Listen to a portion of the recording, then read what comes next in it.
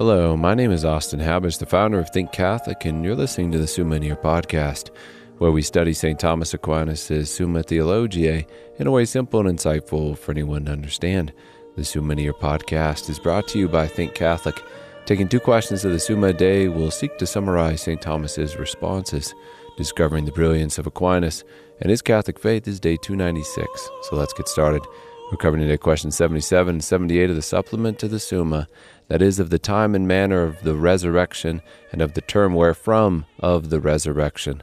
The translation that I always use in these podcasts is the one generously provided to me by Ave Maria Press, the 5-volume set translated by the Fathers of the English Dominican province, which you can now get at a discounted price from Ave Maria Press's site by typing in the code Summa 10, and so here we go.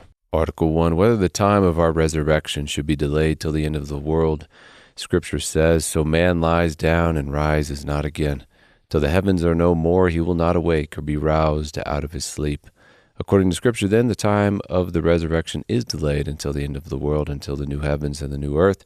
This is fitting, since it is in keeping with due order that the lower things be governed by the higher, and that not until the angels have brought the world to rest or an end, that the lower creatures, which is man, relative to the angels, be then risen from the dead. Article 2, whether the time of our resurrection is hidden. Our Lord taught, as recorded in Matthew 24, but of that day and hour no one knows, not even the angels of heaven, nor the Son, but the Father only. And since Jesus also says in John 10:30, I and the Father are one, then the most reasonable explanation of Christ's words in Matthew is that Christ does not know, according to his humanity or from his humanity, the day of judgment. And even as Son, who is one with the Father, his knowledge is received from the Father in the sense that divinity is communicated to the Son from the Father. As we recite in the Creed, the Son proceeds from the Father. All this to say, the time of our resurrection is hidden from us, and Christ chose not to reveal it to us with a specific date, but only with the signs that would precede it. Now, why wouldn't Christ give us the time or day of judgment? St. Thomas explains, so that all may be on the watch and ready to meet Christ. And for this reason, when the apostles asked him about this, Christ answered, it is not for you to know the times or moments which the Father hath put in his own power, whereby Augustine says, he scatters the fingers of all calculators and bids them be still. Article 3, whether the resurrection will take place at night time. To quote Aquinas, who responds briefly to this article, Christ's resurrection is the exemplar of ours. Now Christ's resurrection was at night, as Gregory says in a homily, therefore our resurrection will also be at night time. Further, the coming of our Lord is compared to the coming of a thief into the house. But the thief comes to the house at night time. Therefore our Lord will also come in the night. Now when he comes, the resurrection will take place. Therefore the resurrection will be at night time. Article 4, whether the resurrection will happen suddenly or by degrees. This is also explained briefly by St. Thomas, who writes, at the resurrection something will be done by the ministry of the angels and something immediately by the power of God. Accordingly, that which is done by the ministry of the angels will not be instantaneous, if by instant we mean an indivisible point of time, but it will be instantaneous if by instant we mean an imperceptible time.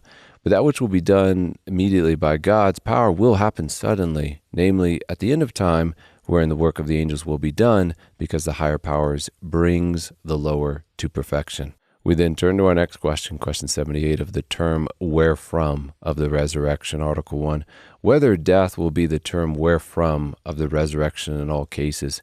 We are asking here if some people can be alive at the end of the world and then not pass from death to resurrection, but simply and in some strange sense directly to the state of the resurrected body.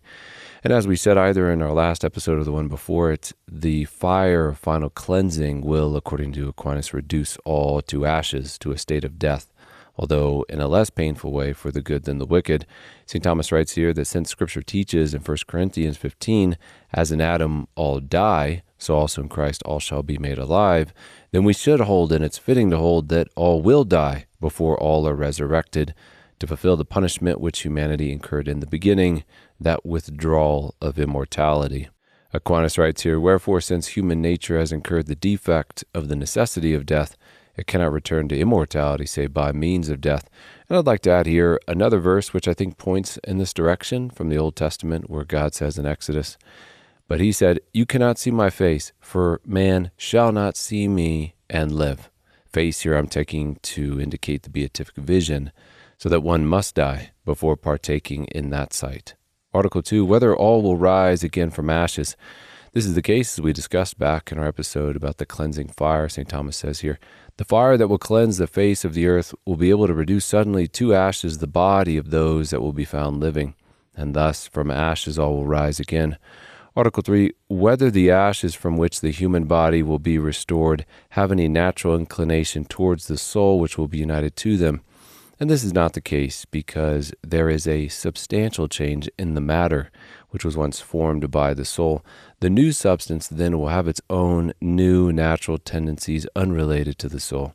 This is the opinion of our author here, who writes, "We must say differently that in those ashes there is no natural inclination to resurrection, but only by the ordering of divine providence, which decreed that those ashes should be reunited to the soul.